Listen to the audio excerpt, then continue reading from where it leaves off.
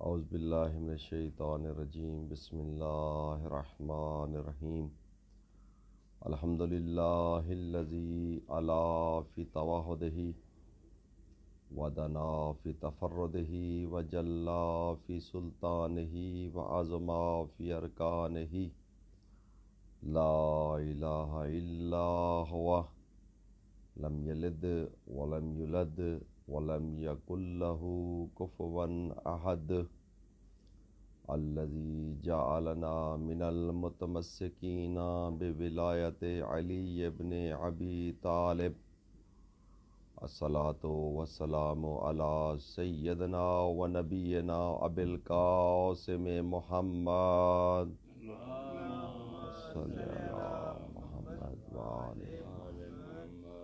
وعلى آلہ الطیبین الطاہرین المعصومین المظلومین ولعنۃ اللہ علی اعدائہم اجمعین اما بعد فقد قال سبحانہ وتعالی فی کتابہ المجید بسم اللہ الرحمن الرحیم فانکحوا ما طاب لکم من النساء مثنی وثلاث ورباع وَإِنْ خِفْتُمْ أَلَّا تَعْدِلُوا فَوَاحِدَةً صلوات پڑھ لیں بلند آواز سے صلی علی محمد وآل محمد۔ ایک مرتبہ سورۃ فاتحہ مرحوم و مغفور سید محمد رفیع اور مرحومہ مغفورہ سیدہ فرحت النساء کے اصالِ ثواب کے لیے، جو ہمارے طالب بھائی کے دادا ہیں، ان کے اصالِ ثواب کے لیے ایک مرتبہ سورۃ فاتحہ پڑھ لیں۔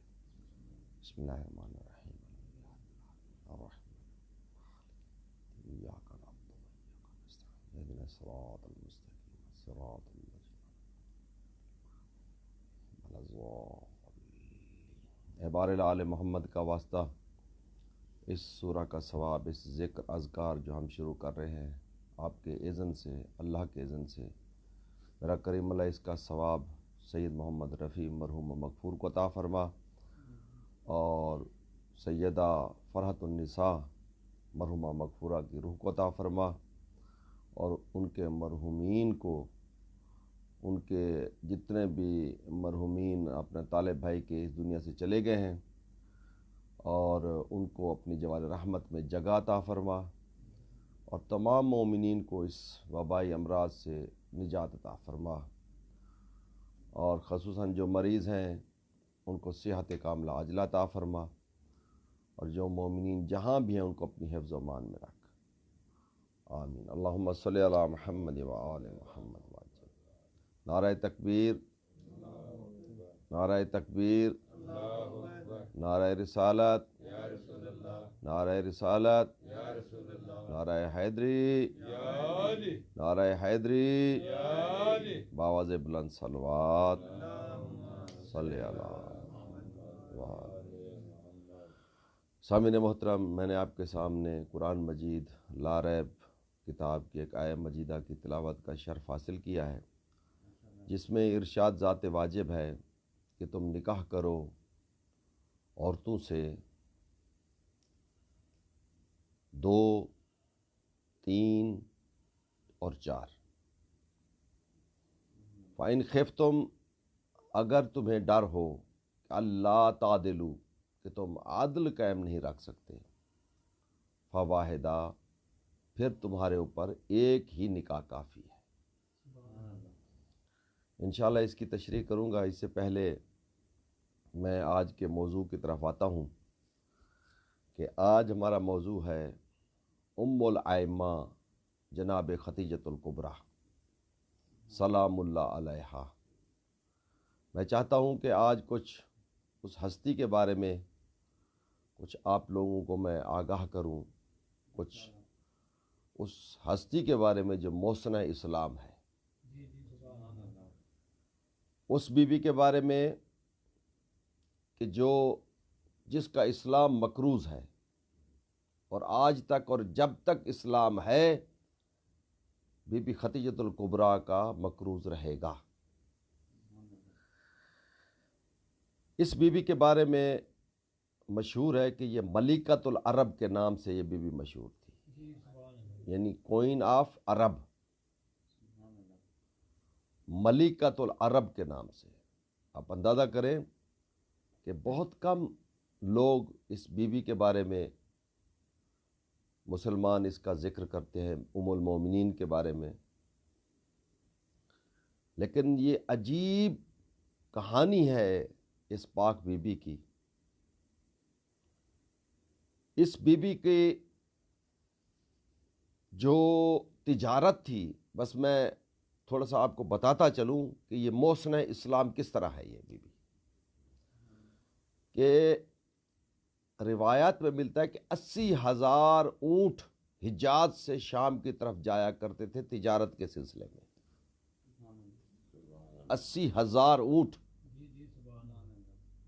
اور کئی ہزار ان کے ملازم تھے بی بی کے۔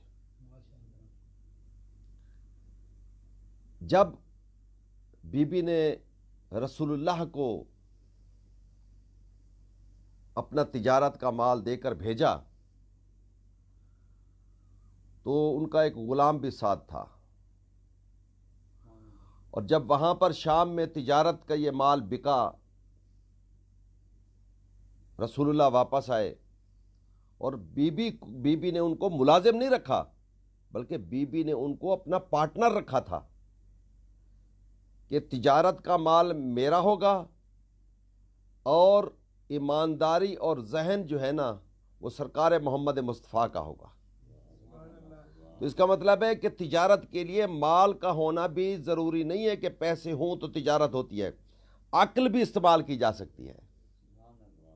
یعنی بی بی نے ہمیں یہ بھی طریقہ بتایا کہ اگر تمہارے پاس مال ہے اور کوئی امین اور صادق انسان موجود ہے تو اس کے ساتھ تم تجارت کرو اور اس کو حصے دار بناؤ، تاکہ تمہاری تجارت میں برکت اور فائدہ ہو۔ آپ سمجھ رہے ہیں؟ تو جب غلام واپس آیا، آ کر اس نے بی بی خدیجۃ الکبریٰ کو حال دیا اور کہتا ہے کہ بی بی میں نے ایک عجیب منظر دیکھا ہے کہ یہ جو میرے ساتھ محمد بن عبداللہ گیا ہے نا، میں نے دیکھا ہے کہ یہ سفر میں جہاں ریت پر یہ پاؤں رکھتا وہاں نشان نہیں بنتے تھے، اگر یہ پتھر پہ پاؤں رکھتا تھا تو وہاں نشان بن جاتے تھے، اور میں نے سارے سفر میں اس کا سایہ نہیں دیکھا۔ اور پھر وہ کہتا ہے کہ بی بی میں نے اس کے اوپر ہمیشہ بادل کو سایہ ہوتے دیکھا، سایہ کرتے دیکھا، اور اس کی ایمانداری کی تعریفیں کی، اخلاق حسنہ کی تعریفیں کی، اتنا ایماندار، اتنا با اخلاق، خلق عظیم کا مالک۔ اور یاد رکھیں رسول اللہ خود فرماتے ہیں کہ بعثت لأتمم مکارم الاخلاق، اے لوگوں میں اس لیے بھیجا گیا ہوں تاکہ تمہارے اخلاق کو میں مکمل کروں۔ بات سمجھ رہے ہیں نا؟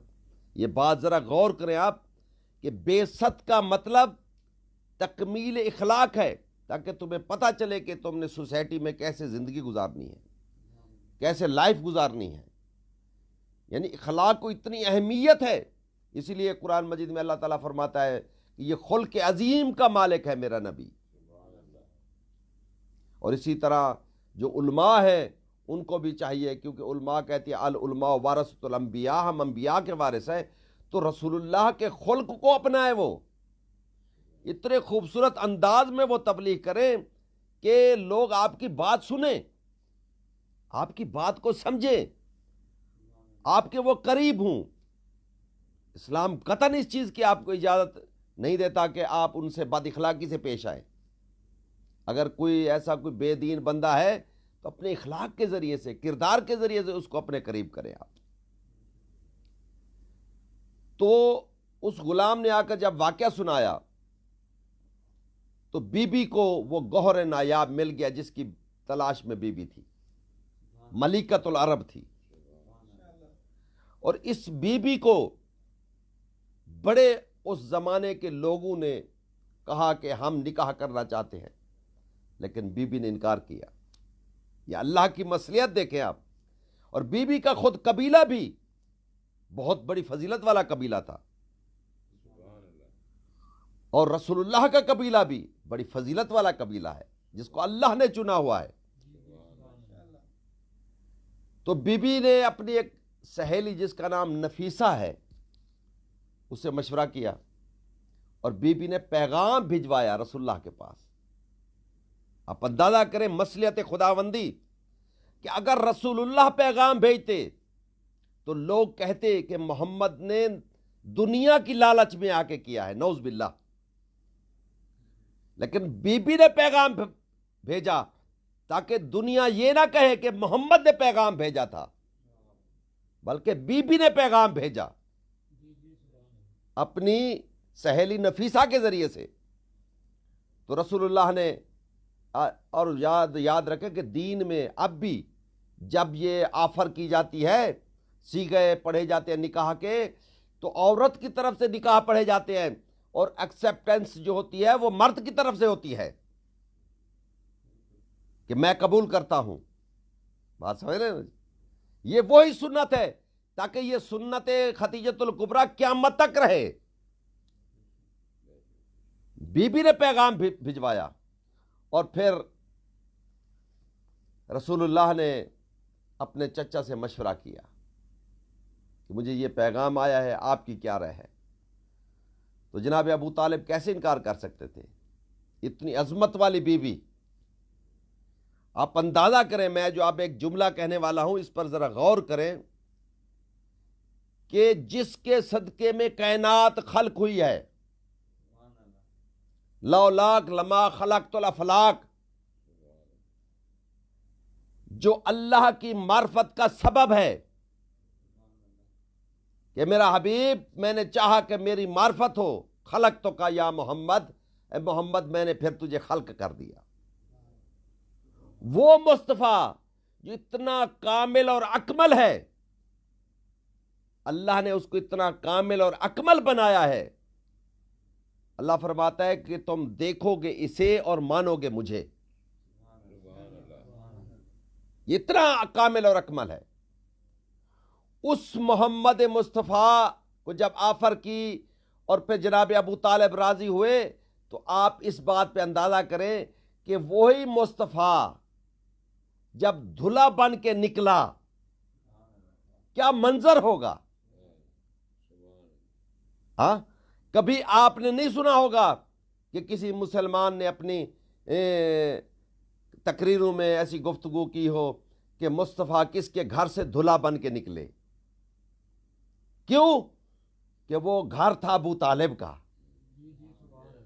جہاں سے رسول اللہ زندگی یعنی پہلی شادی۔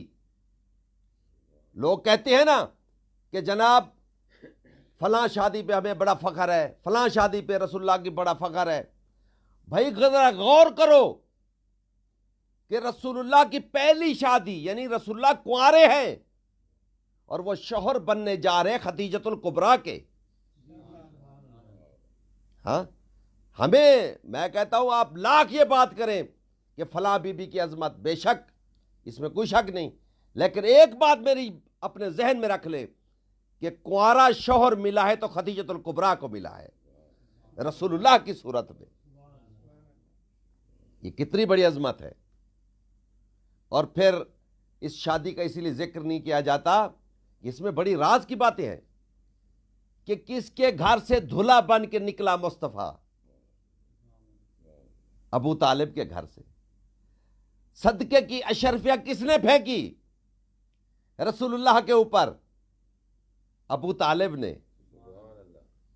نکاح کس نے پڑھا جا کر وہاں پر؟ ابو طالب نے۔ نکاح مصطفیٰ۔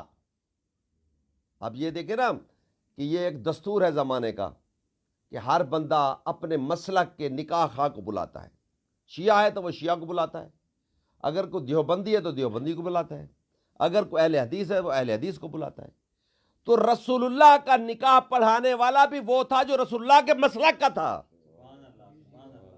ہاں؟ اور وہاں پہ جملے جو تھے، الحمدللہ الذی جعلنا سب سے پہلے عربی ادب میں جس نے لفظ الحمدللہ استعمال کیا اس ہستی کا نام ہے ابو طالب. اور میں ایک تفسیر پڑھ رہا تھا، اس میں بڑی خوبصورت بات آئی. کوئی بلڈنگ ہے یا کوئی چیز ہے، اس کا نام جب رکھتا ہے تو اسی لیے رکھتا ہے تاکہ اس کی یاد قائم رہ جائے، یاد قائم رہ جائے. آپ دیکھتے ہیں کہ کسی بلڈنگ کا نام آتا ہے تو کوئی کسی کے نام پہ رکھ دیتا ہے، اپنے دادا کے نام پہ، کسی اپنے پیارے کے نام پہ. کیوں رکھتے ہیں؟ تاکہ یہ جب تک بلڈنگ ہے اس کا نام باقی رہے. جیسے بسم اللہ الرحمن الرحیم، اللہ نے بسم اللہ کی ابتدا رکھی اپنے اسم سے، اور انشاءاللہ اس کی کبھی تفصیل بتاؤں گا کہ بے اسم اللہ ابتدا ہے اللہ کے نام سے. وہ اللہ جو رحمان بھی ہے رحیم بھی ہے، تو اللہ نے اپنے نام سے قرآن کی بنیاد رکھی تاکہ جب تک کائنات میں قرآن رہے یہ بھی یاد رہے کہ یہ شروع ہوا تھا اللہ کے اسم سے. بات سمجھ رہے؟ یعنی جو جس کو پیارا، اور اللہ کا وہ اسم جو اللہ کو سب سے زیادہ پیارا ہے اس سے قرآن کی بنیاد رکھی. بے اسم اللہ، اللہ کے نام کے ساتھ. اور اس کی تفسیر بتائیں گے انشاءاللہ کسی وقت گفتگو میں کہ وہ اللہ کا کون سا نام ہے جس سے قرآن کی ابتدا ہوئی ہے. بات سمجھ رہے ہیں؟ اسی طرح اللہ نے، یعنی میں عرض کر رہا تھا کہ جب عربی ادب میں سب سے پہلا جو الحمدللہ کا نام استعمال کیا وہ جناب ابو طالب نے، اور اس وقت جب خطبہ نکاح مصطفیٰ دیا تو اللہ نے اس الحمد کو حصہ بنا دیا فاتحہ کا، تاکہ جب بھی مسلمان نماز کے لیے کھڑے ہوں اور الحمدللہ پڑھے تو ان کو ابو طالب یاد آ جائے. ہاں، اور جب تک کائنات میں نماز رہے گی الحمدللہ رہے گی، اور جب تک الحمدللہ رہے گی ابو طالب یاد رہیں گے. بات سمجھ رہے ہیں؟ خطبہ پڑھا، پھر یہ بھی نہیں بتایا جاتا کہ رسول اللہ کی شادی کے بعد ولیمہ کس نے کیا. رسول اللہ کو جو ولیمہ ہوا وہ کس نے کیا یہ بھی نہیں بتایا جاتا. کیوں؟ اس لیے کہ ابو طالب نے کیا. اور بی بی خدیجہ الکبریٰ کا جو حق مہر ادا کیا، کم سے کم روایت ملتی ہے 20 اونٹوں کی حق مہر کی، جو رحیق المختوم میں لکھا گیا ہے. 20 اونٹ وہ کس نے ادا کیے؟ ابو طالب نے. اللہ اکبر! کیا محبت ہے اور کیا شفقت ہے رسول اللہ کے ساتھ حضرت ابو طالب کی. اور جب بی بی آئی ملکۃ العرب، 80,000 اونٹ جس کے تجارت کے لیے جا رہے ہوں، اور وہ ساری دولت بی بی نے آ کر رسول اللہ کے قدموں میں رکھ دی. اور یاد رکھے تمام یہ، بلکہ میرے پاس ایک کتاب بھی ہے، یہ ہمارے اہل حدیث بھائیوں کی ہے، مکتبہ سلفیہ کی طرف سے چھپی ہوئی ہے، رحیق المختوم. اس میں لکھا ہوا ہے کہ جب رسول اللہ غار حرا میں جاتے تھے عبادت کرنے، مجھے ایک بات پہ بڑا تعجب آتا ہے، بات میں سے بات ذہن میں چاہتا ہوں تھوڑی سی وضاحت کرتا چلوں کہ جب غار حرا میں جاتے تھے، لوگ کہتے ہیں کہ رسول اللہ کو پتہ نہیں تھا، جب جبرائیل آیا تو رسول اللہ کانپنے لگ گئے، ڈر گئے، خوف طاری ہو گیا، پسینہ آ گیا. بھئی جب رسول اللہ ڈر گئے، نعوذ باللہ، ہمارا یہ عقیدہ نہیں ہے. جب ڈر گئے تو یہ بتائے کہ رسول اللہ غار حرا میں کس کی عبادت کرنے جاتے تھے جب ان کو پتہ ہی نہیں تھا. اور جبرائیل نے آ کر کہا اقرا، تو پڑھ. تو اس نے کہا مجھے پڑھنا نہیں آتا، نعوذ باللہ، پڑھنا نہیں آتا. دیکھیں نا بھائی، سیدھی سیدھی بات ہے. میں آپ کے سامنے یہ کتاب رکھتا ہوں کہ بھائی پڑھیں، اور آپ کہتے ہیں کہ مجھے پڑھنا نہیں آتا. اس کا مطلب ہے میں آپ کی ذات کے بارے میں جاہل ہوں۔ تو کیا اللہ کو پتا نہیں تھا کہ یہ پڑھنا نہیں جانتا؟ اللہ نے کیوں کہا کہ پڑھ، اور اس نے جواب دیا میں پڑھنا نہیں جانتا؟ توبہ استغفار۔ اور کہہ کون رہا ہے؟ وہ جو جس چیز کا ارادہ کرتا ہے فیکون، وہ چیز ہو جاتی ہے۔ یہ کیسے ہو سکتا ہے کہ جناب مصطفیٰ کہے، اللہ کہے پڑھ، اور وہ کہے کہ میں پڑھنا نہیں جانتا؟ بھائی میری بات سنو، جب حضرت علی علیہ السلام دنیا میں تشریف لائے نا، پیدا ہوئے بیت اللہ میں، تو رسول اللہ کے ہاتھوں پر آئے۔ میں یہاں پر یہ بتاتا چلوں کہ رسول اللہ کے جب ہاتھوں پر آئے تو رسول اللہ نے علی کو ہاتھوں پر اٹھایا اور کعبہ کی دیوار کے ساتھ ٹیک لگائی۔ ٹیک لگا کر رسول اللہ فرماتے ہیں یا کعبۃ اللہ، اے اللہ کے کعبہ، ما اشرفہ کا، ما اکرمہ کا، ما اجلہ کا، اس سے پہلے اتنا بزرگ میں نے تجھے نہیں پایا، اس سے پہلے اتنا میں نے تجھے اشرف نہیں پایا، اتنا اس سے پہلے میں نے تجھے جلیل نہیں پایا۔ پھر علی علیہ السلام کی طرف دیکھ کر کہتے ہیں ہاذا اشرف من کا، ہاذا اکرم من کا، اے اللہ کے کعبہ، اس کی وجہ سے تو شریف ہے، اس کی وجہ سے تو عظیم ہے۔ اور پھر فرمایا یا علی اقرا، اے علی پڑھو۔ تو علی علیہ السلام نے عرض کی یا رسول اللہ کیا پڑھوں؟ تورات پڑھوں، انجیل پڑھوں، زبور پڑھوں یا قرآن پڑھوں؟ کہنے کا مطلب یہ ہے کہ جب علی اسی بچپنے میں رسول کے اقرا کہنے پر عرض کر رہے یا رسول اللہ کیا پڑھوں؟ قرآن پڑھوں، تورات پڑھوں، انجیل پڑھوں، زبور پڑھوں، تو وہ محمد مصطفیٰ اللہ کے کہنے پر کیسے کہہ سکتا ہے کہ میں پڑھنا نہیں جانتا؟ بات سمجھ رہے جی؟ تو دوستو وہاں پہ اس کتاب میں موجود ہے کہ جب رسول اللہ جایا کرتے تھے تو بی بی خدیجۃ الکبریٰ ساتھ جاتی، تقریباً 5 کلومیٹر کا میل کا فاصلہ ہے مکہ سے غار حرا تک، تو بی بی ساتھ جاتی، رسول اللہ عبادت کرتے، بی بی انتظار کرتی رہتی۔ اس کی صاحب کتاب نے لکھا، رحیق المختوم والے نے، ساتھ بیٹھی رہتی، اور بلکہ یہ بھی روایت ملتی ہے کہ بی بی روزانہ تازہ کھانا پکا کر رسول اللہ کو پیش کرتی، لے جاتی، پہنچاتی غار حرا میں۔ کیا قربانیاں ہیں اس پاک بی بی کی، آپ اندازہ کریں ذرا، کیا قربانیاں ہیں۔ اور کیونکہ جب رسول اللہ کی شادی ہوئی تو 25 سال عمر مبارک تھی سرکار کی، اور تقریباً 30 سال کی عمر تھی رسول اللہ کی تو مولا علی علیہ السلام دنیا میں تشریف لائے، اور جیسے علی کو اٹھایا سیدھا جا کر خدیجۃ الکبریٰ کو دے دیا کہ خدیجہ آج کے بعد یہ علی تیرا بیٹا ہے۔ بات سمجھ رہے؟ اور یہاں پر یہ بھی بڑی بحث چلتی ہے کہ رسول اللہ کی کتنی اولاد تھی۔ بھئی دیکھیں، آپ خود کہتے ہیں کہ رسول اللہ کی جب شادی ہوئی 5 سال کی عمر میں، اور 5 سال تک رسول اللہ کو اولاد نہیں ہوئی۔ کتنے سال ہو گئے؟ 25 اور 5 30 سال۔ 30 سال تک رسول اللہ کو اولاد نہیں ہوئی، اور پھر آپ خود کہتے ہیں کہ اعلان نبوت کے 5 سال پہلے رسول اللہ کی بیٹیوں کی شادی ہو چکی تھی۔ جب 30 سال تک اولاد نہیں ہوئی، اعلان نبوت ہوا ہے 40 سال کی عمر میں، اور 40 سال سے آپ 5 سال نکال دیں، 35 سال، تو باقی 30 اور 35 کے درمیان 5 سال ہے۔ اس 5 سال کے عرصے میں بیٹیاں 4 ہو بھی گئیں، اور اس میں بیٹے بھی ہوئے، اور جناب وہ جوان بھی ہو گئی، اور ان کی شادیاں بھی ہو گئی۔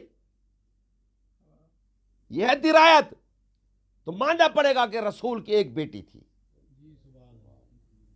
بات سمجھ رہے نا؟ تو جب رسول اللہ نے اعلان نبوت کیا، جبرائیل نے آ کر وحی دی، تو کہا جاتا ہے کہ کپ کپی طاری ہو گئی، اور رسول اللہ گھر آئے، اور آ کر بی بی خدیجۃ الکبریٰ سے کہا کہ میرے ساتھ یہ واقعہ ہوا ہے۔ تو اس وقت بی بی نے عرض کی یا رسول اللہ، ایسا نہیں ہو سکتا، آپ پریشان نہ ہوں، آپ اللہ کے نبی ہے۔ اللہ اکبر! آپ اندازہ کریں کہ رسول اللہ، یعنی یہ کتاب رحیق المختون والا بھی لکھتا ہے کہ جب رسول اللہ نے آ کر کہا زمیلونی زمیلونی، میرے اوپر چادر ڈال دو، کپ کپی تاری تھی، بخار آ رہا تھا، تو بی بی خدیجہ الکبریٰ نے کہا کہ آپ اللہ کے نبی ہیں، آپ پریشان نہ ہوں، اللہ آپ کو اکیلا نہیں چھوڑے گا، آپ عبادت گزار ہیں، آپ یتیموں کا سہارا ہیں۔ کس نے کہا؟ بی بی خدیجہ الکبریٰ نے۔ تو آپ کے بقول سب سے پہلے جس نے رسول کی تصدیق کی وہ ہے بی بی خدیجہ الکبریٰ، رسول کی نبوت کی پہلی صدیقہ تصدیق کرنے والی بی بی خدیجہ الکبریٰ کہ آپ اللہ کے نبی ہیں، آپ پریشان نہ ہوں، اور یاد رکھو ہمارا نبی ہے وہ صادق المرسلین، جو نبیوں کی تصدیق کرنے والا، اور خدیجہ الکبریٰ وہ ہے جو ہمارے نبی کی تصدیق کرنے والی۔ مل کر درود پڑھیں بلند آواز سے، محمد و آل محمد۔ بات سمجھ رہے نا جی؟ جو نبیوں کی تصدیق کرے ہمارا نبی، اور ہمارے نبی کی تصدیق کی بی بی خدیجہ الکبریٰ نے۔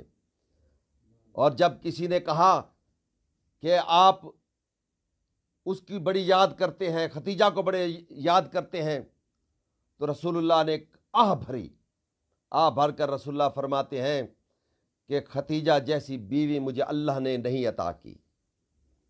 خدیجہ الکبریٰ وہ تھی کہ جب ہر کسی نے مجھے جھٹلایا اس نے میری تصدیق کی۔ خدا کی قسم بڑی قربانی ہے، اور تمام مال۔ اچھا ایک اور بھی میں یہاں پر ذکر کرتا چلوں، تمام کتابوں میں، اور اسی صاحب رحیق المختون نے بھی لکھا کہ بی بی، اور آپ اکثر بلکہ تاریخی کتابوں میں ہے کہ بی بی اپنے ایک عزیز کے پاس، ورقہ بن نوفل کے پاس لے کر گئی، اور اس ورقہ بن نوفل نے تصدیق کی کہ آپ اللہ کے نبی ہیں۔ بھئی کتنا بڑا مذاق ہے نبی کے ساتھ! نبی کو خود پتہ نہیں ہے کہ میں نبی ہوں، وہ ورقہ بن نوفل وہ بتا رہا ہے کہ بھی آپ نبی ہیں۔ اور اس نے ایک اور بھی بات کہی، اور اس کتاب میں بھی لکھا جو ہمارے اہل حدیث بھائیوں کی کتاب ہے، کہ ورقہ بن نوفل نے کہا کہ ایک وقت آئے گا کہ تمہیں تمہارے مکہ کے لوگ تمہیں نکالیں گے، کاش میں اس وقت ہوتا اور تیری تائید کرتا۔ یار کمال کی بات ہے، ورقہ بن نوفل کو علم غیب ہے کہ اس محمد کو نکالا جائے گا۔ اگر ہم کہیں کہ مصطفیٰ کے پاس علم غیب ہے تو مولوی ماننے کے لیے تیار نہیں ہے۔ ہاں بے ورقہ بن نوفل جناب کہہ رہے ہیں کہ ایک وقت آئے گا تمہارے ساتھ یہ سلوک ہوگا، یہ سلوک ہوگا۔ بہرحال میں کہتا ہوں دامن وقت میں اتنی گنجائش نہیں ہے، لہذا اس بات کو گزارش یہ ہے کہ بی بی نے تمام دولت رسول اللہ کی خدمت میں پیش کر دی، اور سب سے پہلا جو بیت المال قائم ہوا وہ ہوا بی بی خدیجہ الکبریٰ کے پیسوں سے۔ یاد رکھیں کس کے پیسوں سے؟ بی بی خدیجہ الکبریٰ کے پیسوں سے پہلا بیت المال اسلام کا جو قائم ہوا۔ اور بیت المال کو بیت المال کہا جاتا ہے، دار المال نہیں کہا جاتا، حالانکہ بیت المال کا معنی بھی گھر ہے، مال کا گھر، اور دار المال کا بھی مال کا گھر، لیکن بیت المال کہا گیا اس کی بنیاد جب رکھی نا تو بیت المال کہا گیا ہے، رسول اللہ نے بنیاد رکھی، اور آج تک وہ بیت المال چلا آ رہا ہے، کوئی اس کو تبدیل نہیں کر سکا۔ کیوں؟ اس کا نام بیت المال کیوں رکھا؟ اسی لیے تاکہ دنیا والوں کو پتہ چلتا رہے کہ یہ جو بیت المال اسلام کا پہلا قائم ہوا ہے یہ اہل بیت کی ماں کے پیسوں سے قائم ہوا ہے۔ بات سمجھ رہے ہیں؟ تاکہ پتہ چلتا رہے قیامت تک یہ بیت المال رہے گا۔ تو میرے دوستو ساری دولت، اسی لیے اللہ تعالیٰ نے قرآن مجید میں بھی فرمایا وَجَدَكَ عَائِلًا فَأَغْنَىٰ، میرے حبیب میں نے تجھے غنی کر دیا۔ کیسے غنی کیا؟ خدیجۃ الکبریٰ کی دولت سے. اور خدا کی قسم آپ اندازہ کریں ذرا، وہ بھی جو ملکۃ العرب ساری دولت اسلام پر خرچ کر دی، ساری دولت. اسلام کے پاس کچھ نہیں تھا. یا دو چیزیں تھی جو شروع میں، اور ہر تنظیم تحریک کو ضرورت ہوتی ہے، یا فنڈ کی ضرورت ہوتی ہے، یا افرادی قوت کی ضرورت ہوتی ہے، طاقت کی ضرورت ہوتی ہے کہ کچھ 4 بندے میرے ساتھ ہوں. اور خدا کی قسم افرادی قوت ابو طالب نے مہیا کی، اور دولت جناب خدیجۃ الکبریٰ نے مہیا کی، اور اسلام کی تحریک کامیاب ہوئی. اسی لیے اللہ نے فرمایا الم یجد کا یتیمن فآوا، میرا حبیب میں نے تجھے یتیم پایا اور میں نے تیری پرورش کی. حالانکہ پرورش کی ابو طالب نے، تو ابو طالب کی پرورش نہیں، اللہ کہہ رہا ہے میں نے پرورش کی اور میں نے تجھے غنی کیا. تو جناب خدیجۃ الکبریٰ کی دولت کو اللہ نے کہا ہے کہ میں نے تجھے عطا کی ہے، جو اسلام پر خرچ ہوئی. اور یاد رکھیں اس وقت بی بی کتنی بڑی دولت جب اسلام پہ خرچ ہوئی. تو میں اس نتیجے پر پہنچا کہ اسلام نے تمام صحابہ کو پالا، ام المومنین کو پالا، اور خدیجۃ الکبریٰ وہ ہے جس نے پورے اسلام کو پالا، کیونکہ ابتدا تھی. اور سب سے پہلے، کتاب کا نام ہے طبقات ابن سعد، سب سے پہلے جس نے بیت اللہ میں رسول کے ساتھ نماز پڑھی علی الاعلان، وہ 2 ہستیاں تھیں رسول کے پیچھے. ایک کا نام علی ہے اور دوسری کا نام خدیجۃ الکبریٰ ہے. یہ روایات میں موجود ہے، کوئی سے انکار نہیں کر سکتا. کہ جب ایک راوی آیا اور دیکھا اور حضرت عباس بن عبد المطلب سے کہا کہ یہ کیا ہو رہا ہے، یہ کون ہے؟ تو اس نے کہا یہ میرا بھتیجا ہے اور یہ دین لایا ہے اور اس وہ اپنے دین کے مطابق عبادت کر رہا ہے. کہا اس کے پیچھے کون ہے؟ جو خاتون ہے. تو انہوں نے کہا کہ یہ اس کی زوجہ ہے. اور جو اس کے ساتھ ہے، کہا یہ اس کا کزن ہے، یہ میرے بھائی کا بیٹا ہے. تو ان کے پیچھے امامت رسول اللہ کرا رہے تھے، اور پیچھے بیت اللہ میں جو نماز پڑھ رہے تھے وہ خدیجۃ الکبریٰ اور علی ابن ابی طالب تھے. بات سمجھ رہے؟ اس بی بی کا اتنا بڑا مقام کہ ہر مشکل میں بی بی نے ساتھ دیا. جب لوگوں نے جھٹلایا تو بی بی نے تصدیق کی، بی بی نے حوصلہ دیا. اللہ نے اسی لیے بی بی خدیجۃ الکبریٰ کے فعل کو اپنا فعل کہا. اور اللہ کبھی، یاد رکھیں، کبھی غیر معصوم کے فعل کو اپنا فعل نہیں کہتا. جیسے اللہ تعالیٰ بدر کے حوالے سے خداوند متعال ارشاد فرماتا ہے کہ لم تقتلوہم، یہ جو مشرکین قتل ہوئے ہیں یہ ان کو کسی اور نے قتل نہیں کیا. اللہ کہتا ہے میں نے قتل کیا ہے. کس نے قتل کیا ہے؟ وَلَكِنَّ اللَّهَ قَتَلَهُمْ، اللہ نے قتل کیا ہے. اور میرا حبیب یہ جو کنکریاں پھینکی ہے تو نے، یہ تو نے نہیں پھینکی. وَلَكِنَّ اللَّهَ رَمَا، یہ کنکریاں میں اللہ نے پھینکی ہیں. تو رسول کے فعل کو اللہ نے اپنا فعل کہا. اور بدر میں جو مشرکین قتل ہوئے اللہ کہتا ہے تم نے نہیں کیے. یہ کس نے قتل کیے تھے؟ مولا علی علیہ السلام نے اور ملائکہ نے. تو اللہ نے مولا علی کے فعل کو اپنا فعل کہا کہ ان کو علی نے قتل نہیں کیا، میں نے قتل کیا ہے. ان کو علی نے قتل نہیں کیا، میں نے قتل کیا ہے. تو جس کو علی قتل کرے سمجھو اس کو اللہ نے قتل کیا ہے. تو جس کو بھی علی نے قتل کیا ہے سمجھو اس کو اللہ نے قتل کیا ہے. اب جو بھی علی سے لڑے سمجھو وہ اللہ سے لڑ رہا ہے. بات سمجھ رہے؟ اسی لیے بھی ہم جب مدد مانگتے ہیں یا علی مدد کہتے ہیں تو گویا یہ ہم اللہ سے مدد مانگتے ہیں، یعنی اللہ کی مدد کا نام علی ہے. بات سمجھ رہے؟ اللہ کی مدد کا نام علی ہے. اور یاد رکھو دوستو، جو نبی کی مدد کرے وہ اللہ کی مدد ہے. جو نبی کی مدد کرے وہ اللہ کی مدد ہے. کیسے؟ جیسے قرآن مجید کی آیت ہے یا ایھا الذین آمنوا کونوا انصار اللہ، اے صاحبان ایمان ہو جاؤ اللہ کے مددگار. کما قال عیسی ابن مریم من انصاری اللہ، کون ہے جو میری مدد کرے گا؟ کون ہے جو میری مدد کرے گا؟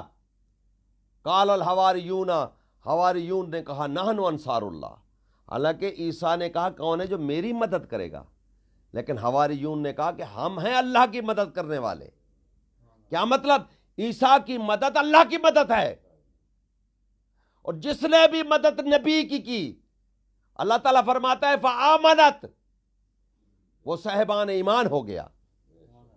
طائفۃ من بنی اسرائیل، بنی اسرائیل میں سے جس نے عیسیٰ کی مدد کی وہ صاحبان ایمان، اور جس نے مدد نہیں کی اللہ فرماتے ہے کافرت، وہ کافر ہو گیا. جس نے نبی کی مدد کی اس نے اللہ کی مدد کی. تو خدیجۃ الکبریٰ نے جتنا مال دیا نبی کو گویا اس نے اللہ کو دیا. بات سمجھ رہے نا؟ اور اسی لیے اللہ فرماتا ہے ان الذین آمنوا، وہ لوگ ہاجروا وجاہدوا باموالہم وانفسہم، جنہوں نے جہاد کیا اور ہجرت کی مال کے ساتھ، اپنی جان کے ساتھ. یہی لوگ ہیں جن کے خاندان میں ولی ہی ولی ہے. ہاں، جن کے خاندان میں ولی ہی ولی ہے. میں آپ کو ایک عظمت بتا دوں اس پاک بی بی کی عظمت، آپ سن لیں خدا قسم، کہ تمام انبیاء مصطفیٰ کا استقبال کرے اور سرکار مصطفیٰ فاطمۃ الزہرا کا استقبال کرے. اگر اسی مقام پر ختیجہ آ جائے تو خود فاطمۃ الزہرا کھڑی ہو جائے. کیا عظمت ہے اس پاک بی بی کی، جس کے استقبال کے لیے خود فاطمۃ الزہرا کھڑی ہو جائے. اور جب روایت میں ملتا ہے کہ جب بی بی کے بدن میں تھی نا، بدن اطہر میں تھی بی بی فاطمۃ الزہرا، تو بی بی خدیجۃ الکبریٰ کہتی ہے یا رسول اللہ یہ بچی جو میرے بدن میں ہے مجھے تنہا نہیں ہونے دیتی، یہ ہر وقت مجھ سے باتیں کرتی رہتی ہے. اللہ اکبر. یعنی بی بی کی عظمت کے لیے اس سے بڑی اور کیا کہوں کہ وہ فاطمہ کی اماں ہے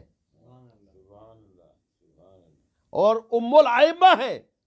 تمام ہمارے جو ائمہ ہیں ان کی ماں ہے وہ. کتنی بڑی عظمت ہے اس بی بی کی، اتنا بڑا مقام. جب تمام عورتوں نے بائیکاٹ کر دیا، ہر کسی نے بائیکاٹ کر دیا کہ تو محمد کی کنیز بن گئی ہے، اس کی زوجیت میں چلی گئی ہے، اب کوئی عورت عرب کی ملنے نہیں جائے گی.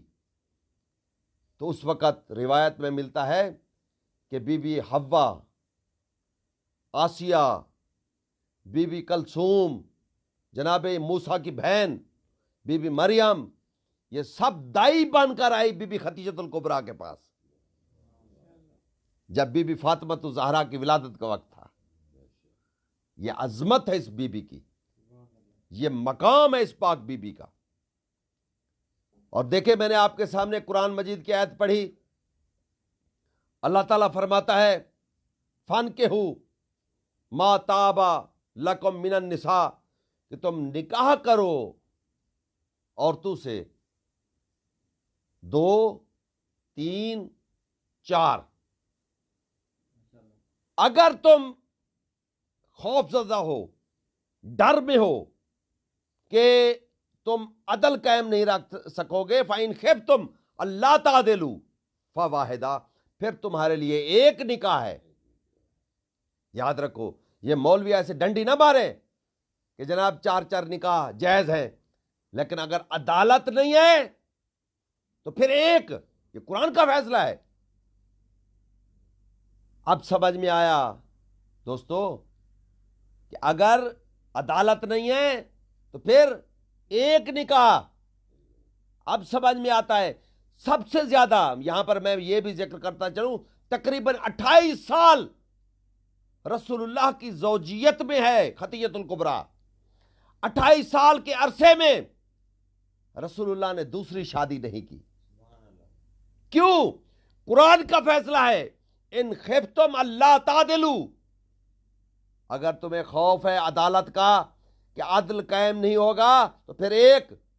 اب سمجھ میں آیا کہ رسول اللہ نے دوسری شادی کیوں نہیں کی؟ اس لیے کہ اگر دوسری شادی رسول اللہ کرتے تو اس خاتون کو بھی، اس زوجہ کو بھی وہی مقام دینا پڑتا جو ختیجہ کا تھا، اور رسول اللہ کی نگاہ میں کوئی ایسی خاتون نہیں تھی جو خدیجہ الکبریٰ کی برابری کر سکے۔ اور اسی طرح حضرت علی علیہ السلام نے بھی، جب تک بی بی فاطمہ الزہرا عقد میں رہی، زندہ رہی بی بی، تو مولا علی نے بھی دوسری شادی نہیں کی۔ کیوں؟ کہ نہ اس کی ماں جیسا کائنات میں کوئی ہے اور نہ اس کی بیٹی جیسا کوئی کائنات میں ہے۔ بات سمجھ رہے ہیں؟ تو دوستو، اس بی بی نے بڑی مصیبتیں دیکھی۔ جب شیب ابی طالب میں غربت کا عالم تھا، اور میں سب دوستوں سے کہوں گا کہ اس کتاب کا ضرور مطالعہ کرے، رحیق المختوم ہمارے جو سیرت النبی کی کتاب ہے، اور اس کو اول انعام بھی مل چکا ہے سعودی عرب سے اس کتاب کو، اور تقریباً ہر ہمارے اہل حدیث بھائی کے گھر میں یہ کتاب موجود ہے، کہ اس کتاب میں یہ بھی واقعہ موجود ہے کہ جب لوگ آتے تھے مذاکرات کرنے جناب ابو طالب سے، اور آ کر کہتے تھے کہ یہ بچہ ہمیں دے دو، اور اس کو ہم جو ہے نا نعوذ باللہ یہ محمد ہمارے حوالے کر دو، اور ہم تمہیں عرب کا خوبصورت جوان بچہ دیتے ہیں، تو جناب ابو طالب مسکرا کر کہتے ہیں بڑے سمجھدار ہو تم، میں یہ دے دوں تم اس کو قتل کر دو اور تمہارا بچہ میں پالتا رہوں، چلے جاؤ، میں یہ نہیں دے سکتا۔ جب وہ چلے جاتے تو اس کتاب میں ہے کہ حضرت ابو طالب علی کو اٹھاتے، رسول کے بستر پر سلاتے، اور پھر رسول کو اٹھاتے علی کے بستر پر سلاتے، تاکہ اگر کوئی حملہ کرے اور قتل کرنا چاہے تو میرا بیٹا قربان ہو جائے، یہ دین بچ جائے، کیونکہ مصطفیٰ دین ہے۔ تو میرے دوستو، آخری وقت جب شیب ابی طالب بڑے مصائب دیکھے بی بی نے، بی بی خدیجہ الکبریٰ نے، تو روایت میں ملتا ہے کہ رسول اللہ، وہ بی بی اتنی کمزور ہو چکی تھی کہ بی بی چل نہیں سکتی تھی، اور رسول اللہ خود اٹھا کے لے آئے۔ جب آئے تو بی بی نے ایک بات کہی، یا رسول اللہ، کوئی کمی رہ گئی ہو میری خدمت میں نے بڑی کوشش کی ہے کہ مجھ سے آپ کو کوئی شکوہ نہ ہو۔ اللہ اکبر! کیا سیرت خدیجہ الکبریٰ ہے! کہاں ملکہ، ملکۃ العرب، اور کہاں وہ شیب ابی طالب کی غربت، یعنی اتنی مصائب دے کے اس بی بی نے اسلام کی خاطر، رسول اللہ کی خاطر۔ آج اسلام کے لوگ جو بانی بنے پھرتے ہیں، بی بی کا ذکر تک نہیں کرتے، لوگوں کو پتہ ہی نہیں ہے کہ اس بی بی ام المومنین کا وصال یا شہادت کب ہوئی۔ اور یہی اس بی بی کے وصال کب ہوا؟ جناب ابو، روایت میں ملتا ہے، اسی کتاب میں ہے کہ 3 دن بعد، اب پہلے ابو طالب کا انتقال ہوا حضرت کا، پھر بی بی کا انتقال ہوا۔ اسی طرح پورا رسول اللہ نے پورے سال کو عام الحزن قرار دیا، غم کا سال۔ اور یاد رکھو، غم اس کا منایا جاتا ہے جو پیارا ہو، جو پیارا ہو۔ کیوں؟ قرآن کا فیصلہ ہے، اے میرا حبیب، یہ نہیں ہو سکتا کہ جو اللہ، من حاد اللہ و رسولہ، جو اللہ اور اس کے رسول کا دشمن ہو، جو ودونا، اس سے کوئی محبت کرے، جو اللہ اور اللہ کے رسول کا دشمن ہو اس سے محبت کرے، یہ ہو نہیں سکتا، یہ کلیہ نہیں ہے کہ کوئی مومن بھی ہو، آخرت پر بھی ایمان ہو، اور وہ اللہ اور اللہ کے رسول کے دشمن سے محبت کرے۔ اور یاد رکھے، غم، دکھ اس وقت منایا جاتا ہے جب انسان کے دل میں محبت ہو۔ تو پورے سال کو عام الحزن قرار دیا۔ تو میں عرض کر رہا تھا کہ جب آخری وقت تھا بی بی کا، تو بی بی نے جب کہا یا رسول اللہ میں نے بڑی کوشش کی کہ میں آپ کی پوری خدمت کر سکوں، اگر کہیں کمی کوتاہی رہ گئی ہو تو یا رسول اللہ میں معافی کی طلبگار ہوں۔ تو رسول اللہ کے آنسو جاری ہو گئے۔ رسول اللہ فرماتے ہیں ختیجہ آپ نے کوئی کمی نہیں کی۔ اگر اسلام کا، یہاں پر ایک مجھے واقعہ یاد آ گیا، اگر اسلام کا کوئی حکم باقی رہ گیا ہے یا رسول اللہ فرما دے۔ رسول اللہ فرماتے ہیں یا ختیجہ انظر الیہ، ذرا اس کی طرف تو دیکھا تو سامنے حضرت علی بیٹھے ہوئے تھے۔ بی بی فرماتی ہے، عرض کرتے یا رسول اللہ یہ تو میرا بیٹا علی ہے۔ رسول اللہ فرماتے ہیں ہاں یہ ہے تو تیرا بیٹا علی، ولیکن ھذا امامک و امام کل مومن و مومنات، یہ تیرا مولا ہے، تیرا امام ہے، اور ہر مومن اور مومنہ کا امام ہے یوم القیامت تک کے لیے۔ بات سمجھ رہے؟ تو اس وقت بی بی نے کہا یا رسول اللہ میں آپ سے اور کچھ نہیں مانگتی، صرف ایک گزارش ہے کہ کبھی میری بیٹی زہرا کو دکھ نہ پہنچے۔ عزادارو، بڑی مصیبت ہے کہ ماں جاتے وقت ملکۃ العرب اسلام کی محسنہ ایک وصیت کر رہی ہے، اور خدا کی قسم اللہ نے اس گھرانے کو فضائل عطا کیے اور امت نے اس گھرانے کو مصائب عطا کیے، مصائب دیے۔ یہی فرق ہے۔ لیکن مسلمانوں نے، ایک روایت میں نے پڑھی ہے کہ رسول اللہ ایک مقام پہ کھڑے ہوں گے کربلا میں، تو بی بی ختیجۃ الکبریٰ آئیں گی اور ان کے دامن میں کچھ ہوگا۔ رسول اللہ فرمائیں گے ختیجہ تیرے دامن میں کیا ہے؟ کہا یا رسول اللہ میرے دامن میں محسن شہید ہے۔ اللہ اکبر۔ یا رسول اللہ میں نے وصیت کی تھی کہ میری زہرا کو کوئی تکلیف نہ پہنچے، لیکن میری زہرا کو تو اتنا زخمی کر دیا کہ آج تک میری زہرا کا پہلو زخمی ہے۔ الا لعنۃ اللہ علی قوم الظالمین سیعلم الذین ظلموا ای منقلب ینقلبون۔ اے بار الہ ہماری یہ قلیل سی عبادت اپنی بارگاہ میں قبول فرما۔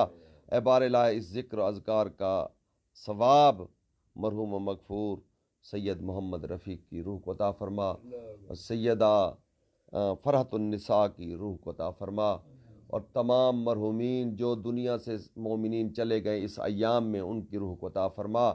اے بار الہ جہاں جہاں شیعان علی موجود ہیں ان کی حفاظت فرما، ہمارے امام کا ظہور جلد فرما۔ ربنا تقبل منا انک انت السمیع الدعاء۔